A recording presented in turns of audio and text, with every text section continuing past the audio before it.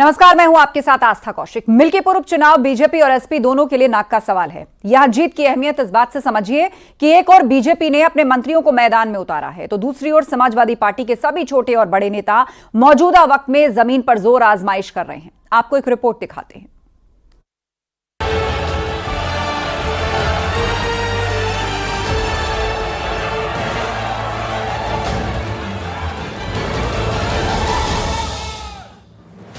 मिल्कीपुर उपचुनाव में बीजेपी और समाजवादी पार्टी में सियासी जंग जारी है। दोनों पार्टियों ने अपनी ताकत झोंक दी है। बीजेपी की ओर से पार्टी कार्यकर्ताओं के साथ ही मंत्रियों ने भी मोर्चा संभाला है, जिसमें 7 मंत्री के साथ 40 विधायक मिल्कीपुर के मैदान में डटे हैं। बीजेपी का कहना है कि जनता समाजवादी पार्टी के कुकर्मों को जान चुकी है। मिल्कीपुर विधानसभा सीट भारतीय जनता पार्टी प्रचंड बहुमत के साथ जीत रही है। समाजवादी पार्टी की वहां जमानत जब्त होने वाली है।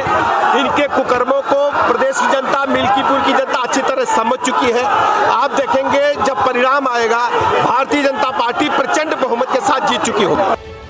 उधर समाजवादी पार्टी का माहौल बनाने के लिए समाजवादी पार्टी ने भी 40 स्टार प्रचारकों को उतारा है। सांसद डिंपल यादव अयोध्या में रोड शो कर चुकी है। समाजवादी पार्टी इस चुनाव में ये भी दिखाना चाहती है कि उनका पीडीए का फॉर्मूला लोकसभा चुनाव में भी सही था और विधानसभा चुनाव में भी सही है, तभी तो एसपी फिर से जीत का दावा कर रही है। बहुत ही चुनाव अच्छा चल रहा है और समाजवादी पार्टी भारी मतों से मिल्कीपुर क्या लगता है कि मिल्कीपुर चुनाव में समाजवादी पार्टी अजीत प्रसाद कितने वोटों से विजयी होंगे? इसके बारे में मैं नहीं कह सकती हूँ कितना वोट मिलेगा, लेकिन बहुत अच्छी जीत होगी और यह पूरा जो मैसेज जाएगा मिल्कीपुर से पूरे प्रदेश और देश को एक मैसेज देने का काम होगा। अयोध्या लोकसभा चुनाव में हार के बाद बीजेपी के लिए मिल्कीपुर सीट नाक का सवाल बन गई है, तो वहीं समाजवादी पार्टी भी अपनी सीट को बरकरार रखने के लिए एड़ी से चोटी का जोर लगा रही है। उधर अयोध्या में एसपी सांसद डिंपल यादव के रोड शो में नियमों के उल्लंघन का आरोप लगा है, जिसमें एफआईआर भी दर्ज हुई है। आरोप के मुताबिक रोड शो के दौरान परमिशन से अधिक गाड़ियों का इस्तेमाल किया गया और रायबरेली हाईवे के दोनों लेन को जाम किया गया। डिंपल यादव के प्रचार पर अपर्णा यादव ने कहा कि प्रचार तो कोई भी कर सकता है, लेकिन हारने पर ईवीएम और अधिकारियों को दोष देना ठीक नहीं। कोई भी नेता आ सकता है अपनी पार्टी से प्रचार कैंपेन करने के लिए, सबको स्वतंत्रता है, ये लोकतंत्र है और डेफिनेटली जब हम लोग सभी लोग जा रहे हैं तो हर कोई व्यक्ति अपने कैंडिडेट के लिए आएगा, कैंपेन करेगा। और ये कह देना देखिए बार बार कि जो है ऑफिसर्स पे डाल देना, ईवीएम पे डाल देना, ये विपक्ष की पुरानी आदत है। जब जीत जाते हैं वो लोग तो कहते ईवीएम ठीक थी, जब हार जाते हैं तो ईवीएम पे कहते दोषारोपण करते हैं, अफसरों पे दोषारोपण करते हैं। तो उनको स्वयं अपना एनालिसिस करना पड़ेगा और इसीलिए मुझे लगता है आदरणीय सुप्रीम कोर्ट ने भी इस पे उन्हें फटकार लगाई थी कि इस तरीके की भाषा का प्रयोग ना करें, क्योंकि ये पूरा जो फैब्रिकेशन है हमारे डेमोक्रेसी का, उसको खराब करते हैं। चुनाव के नतीजे जो भी हों, भारतीय जनता पार्टी लोकसभा चुनाव में हुए जख्म पर मरहम के तौर पर इस चुनाव को देख रही है। दरअसल ये चुनाव इतना अहम और खास है कि दोनों ही पार्टियां इसे अपनी प्रतिष्ठा का चुनाव मान रही है। 5 फरवरी को बीजेपी एसपी समेत 10 प्रत्याशियों के भाग्य का फैसला होगा और 8 फरवरी को तय होगा कि मिल्कीपुर का ताज किसके सर सजता है। Bureau report, news 18।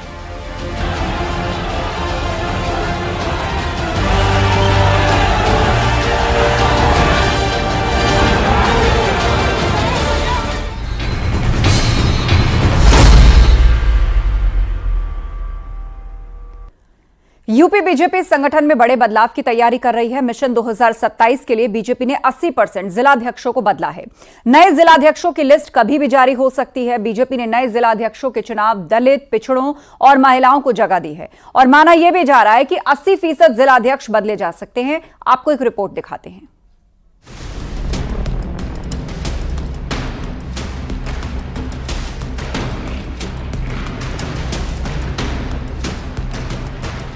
लक्ष्य 2027 को भेदने के लिए बीजेपी नई टीम तैयार कर रही है।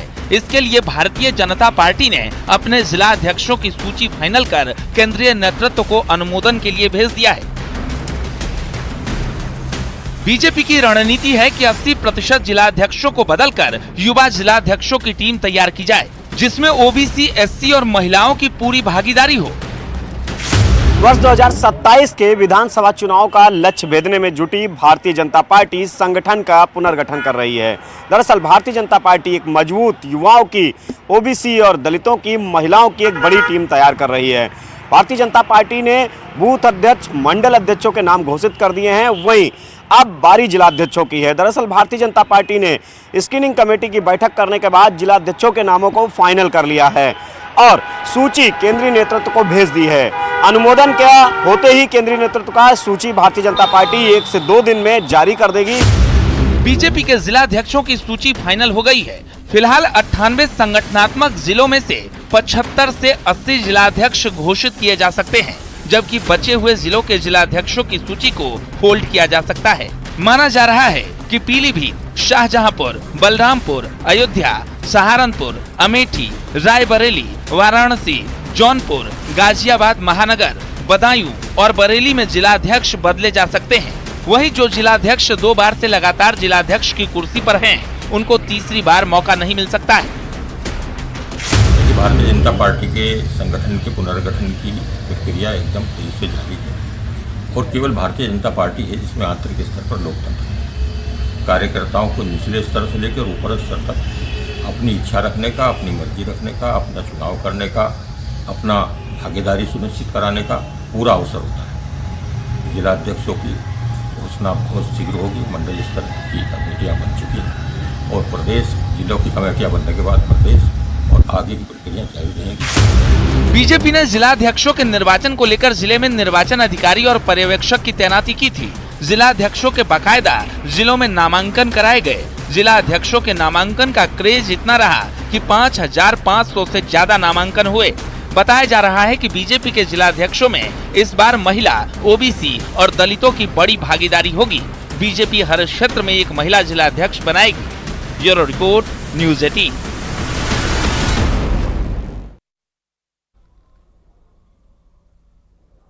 खानपुर विधानसभा में पूर्व विधायक कुंवर प्रणव सिंह चैंपियन और वर्तमान विधायक उमेश कुमार के बीच विवाद शांत नहीं हुआ है। दोनों नेता अपने अपने समर्थकों को लाकर शक्ति प्रदर्शन में जुटे हैं। एक दिन पहले कुंवर प्रणव सिंह चैंपियन के आवास पर बड़ी संख्या में गुज्जर समुदाय के लोग इकट्ठा हो गए।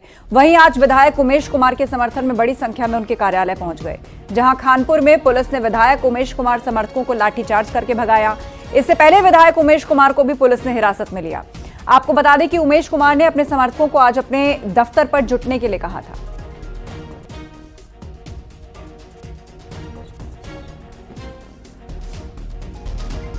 सोनिया गांधी के बयान पर राष्ट्रपति भवन का जवाब, ऐसी टिप्पणियां अस्वीकार हैं। राष्ट्रपति भवन ने अपने जवाब में कहा है और यह भी कहा कि कांग्रेस नेता की टिप्पणी अस्वीकार है। राष्ट्रपति भवन ने यह बात लिखी है, टिप्पणी उच्च पद की गरिमा के खिलाफ है। वंचितों के लिए बोलना थकाऊ नहीं होता। राष्ट्रपति भवन की ओर से अपने जवाब में ये बातें कही गई हैं। ऐसी टिप्पणी टालने योग्य थी, ये बात राष्ट्रपति भवन ने कही। आपको बता दें, राहुल गांधी और प्रियंका गांधी ने राष्ट्रपति के अभिभाषण को लेकर जो राष्ट्रपति पर टिप्पणी की थी, उसको लेकर राष्ट्रपति भवन की तरफ से जवाब आया है। उन्होंने कहा है कि कांग्रेस नेता की टिप्पणी अस्वीकार है। वंचितों के लिए बोलना थकाऊ नहीं होता। पद की गरिमा के खिलाफ है ऐसी टिप्पणियां, और ऐसी टिप्पणियां अस्वीकार हैं। टिप्पणी उच्च पद की गरिमा के खिलाफ, ये जवाब राष्ट्रपति भवन ने दिया है। सोनिया गांधी और प्रियंका गांधी, उन्होंने मीडिया के कैमरे पर जो बात राष्ट्रपति को लेकर कही, उस पर अब जवाब आया है। आपको बता दें, राष्ट्रपति के अभिभाषण को कांग्रेस नेता राहुल गांधी ने बोरिंग बताया और राष्ट्रपति के अभिभाषण के बाद जब सोनिया गांधी, राहुल गांधी और प्रियंका गांधी संसद से निकले तो उन पर प्रतिक्रिया मांगी गई। इस दौरान सोनिया गांधी ने कहा कि अभिभाषण के दौरान राष्ट्रपति थकी हुई लग रही थी और साथ ही वो मुश्किल से बोल रही थी। वहीं बीजेपी ने इससे लेकर तीखा पलटवार किया है। बीजेपी ने कहा है कि कांग्रेस आदिवासी विरोधी पार्टी है और राष्ट्रपति का अपमान किया गया। राहुल और सोनिया को माफी मांगनी चाहिए। Boring. No comment. No, the president was getting very tired by the end. Boring. No comment. No, the president was getting very tired by the end. किरीरा जी, सोनिया गांधी ने कहा है कि जो राष्ट्रपति जी हैं वो थकी हुई लग रही थी आज भाषण के दौरान। जाकी रही भावना जैसी, प्रभु मूरत देखी तिन तैसी। राष्ट्रपति के अभिभाषण के बाद राहुल गांधी, सोनिया गांधी और प्रियंका गांधी एक साथ थे। उन्होंने कहा कि राष्ट्रपति का जो अभिभाषण था वो थका हुआ लग रहा था, बोरिंग था, एक ही बातों को रिपीट कर रही थी। देश के सबसे बड़े संवैधानिक पद के बारे में इस तरीके की चर्चा करना, वो भी महिला राष्ट्रपति है, मतलब ये तो बड़ी निंदनीय और शर्मनाक बात है। और मैं भी तो उसी सदन में बैठी हुई थी, कहाँ थकी हुई कहाँ है, मतलब। और उन्होंने जैसे कहा कई बातें रिपीट की गई, मुझे समझ में नहीं आता। देश के डेवलपमेंट की जितनी भी बातें होंगी, वो राष्ट्रपति जो हमारी हैं, वो सरकार को रिप्रेजेंट कर रही हैं, उन्होंने अपनी बातें रखी हैं, उनके बारे में ऐसे शब्द कहना, मेरे पास शब्द नहीं है भर्त्सना के लिए, और बहुत ही निंदनीय है। वहीं जेपी नड्डा ने भी कांग्रेस पर तीखा पलटवार किया। जेपी नड्डा ने सोशल मीडिया प्लेटफॉर्म एक्स पर लिखा कि कांग्रेस आदिवासी विरोधी पार्टी है। बेचारी शब्द का इस्तेमाल करके कांग्रेस ने राष्ट्रपति का अपमान किया है। हम बेचारी बोलने की निंदा करते हैं।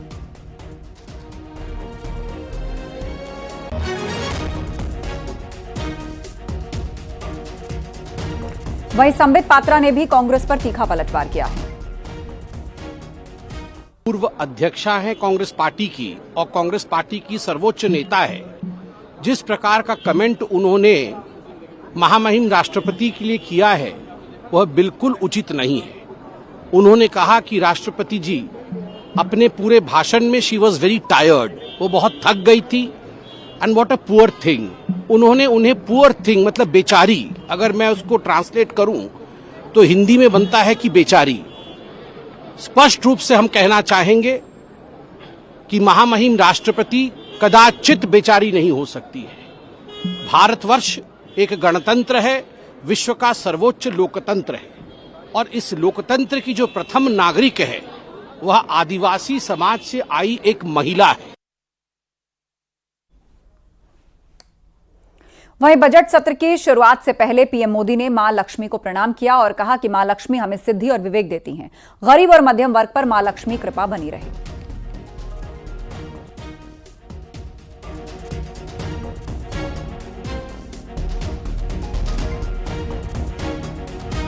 मैं मां लक्ष्मी से प्रार्थना करता हूं कि देश के हर गरीब एवं मध्यम वर्ग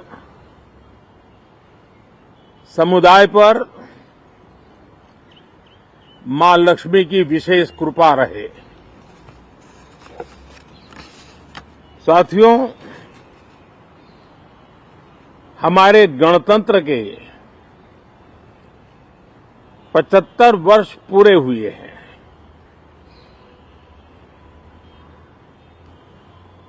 और ये हर देशवासी के लिए सर्वाधिक गौरवपूर्ण है और विश्व के लोकतांत्रिक जगत के लिए भी भारत का ये सामर्थ्य अपनी एक विशेष स्थान बनाता है। बजट सत्र से पहले पीएम मोदी ने विपक्ष पर बड़ा हमला किया है। उन्होंने कहा कि 10 साल में यह पहला सत्र है जब विदेशी चिंगारी नहीं उठी। हमेशा विदेश से उठती है चिंगारी और हवा देने के लिए बैठे रहते हैं कुछ लोग।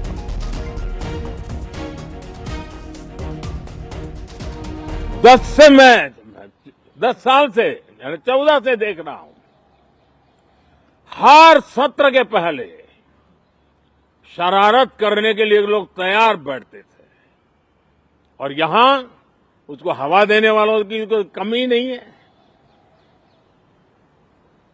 ये पहला सत्र मैं पिछले 10 साल के बाद देख रहा हूं कि जिसमें किसी भी विदेशी कोने से कोई चिंगारी नहीं हुई। साथियों, बहुत बहुत धन्यवाद।